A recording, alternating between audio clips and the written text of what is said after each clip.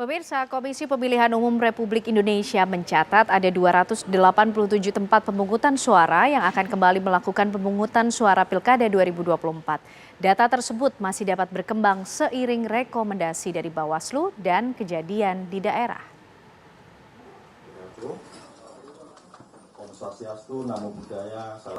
Komisi Pemilihan Umum RI mencatat 287 tempat pemungutan suara TPS perlu menggelar pemungutan suara susulan PSS, pemungutan suara lanjutan PSL atau pemungutan suara ulang PSU.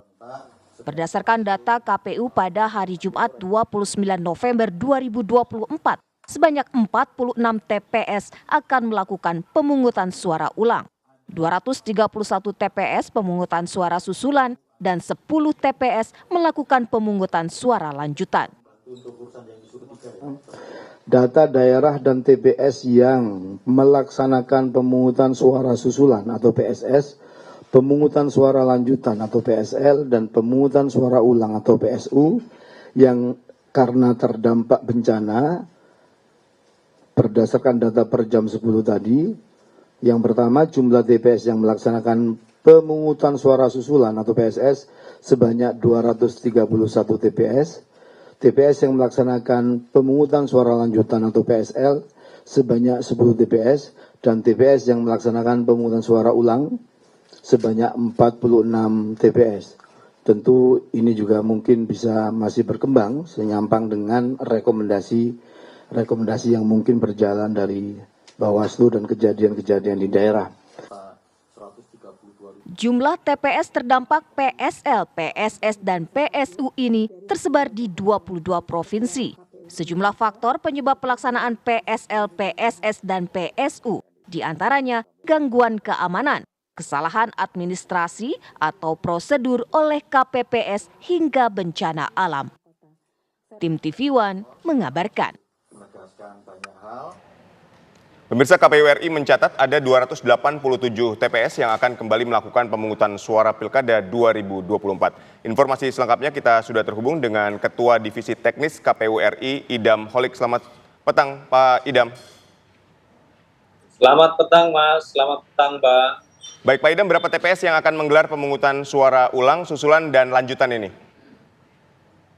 Totalnya dari 22 provinsi yang di dalamnya ada 44 kabupaten kota, itu sebanyak 287 TPS yang akan mengadakan pemungutan suara susulan, pemungutan suara lanjutan, dan pemungutan suara ulang. Data tersebut itu berdasarkan rekomendasi dari Bawaslu.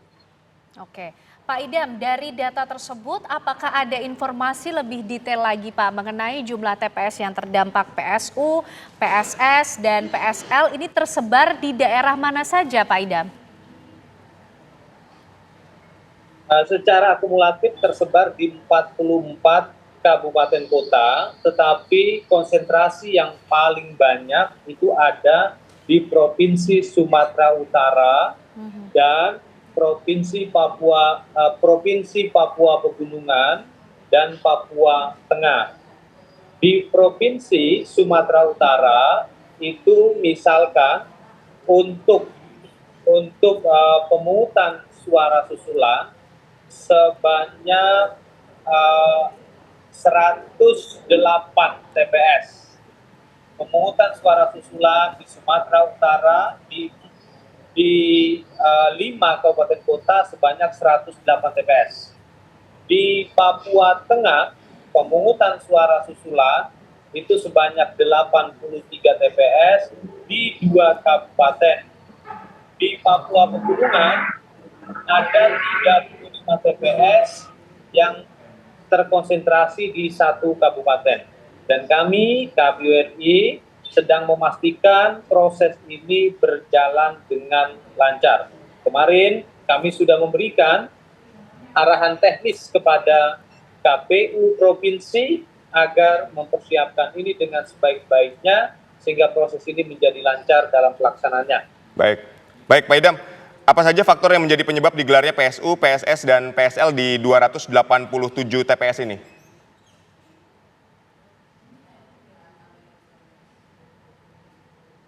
Halo, Pak Idam.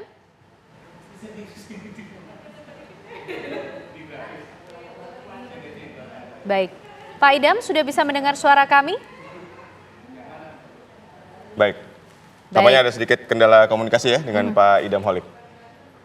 Kembali akan kami ajak Anda pemirsa berbincang dengan Kepala Divisi Teknis dari KPU Republik Indonesia, Pak Idam Holik. Pak Idam, menyambung data yang tadi sudah disampaikan oleh Pak Idam sendiri. Apa sih Pak yang menjadi faktor kemudian di sejumlah daerah itu harus kemudian melakukan PSU, PSS maupun juga PSL? Yang pertama karena faktor alam. Faktor alam ini misalnya cuaca buruk, ya. Pada saat mau melaksanakan pemungutan suara, ada hujan deras, angin puting beliung, sehingga pemungutan suara tidak bisa dilanjutkan. Yang kedua, karena banjir. Yang ketiga, karena longsor. Jadi karena faktor alam.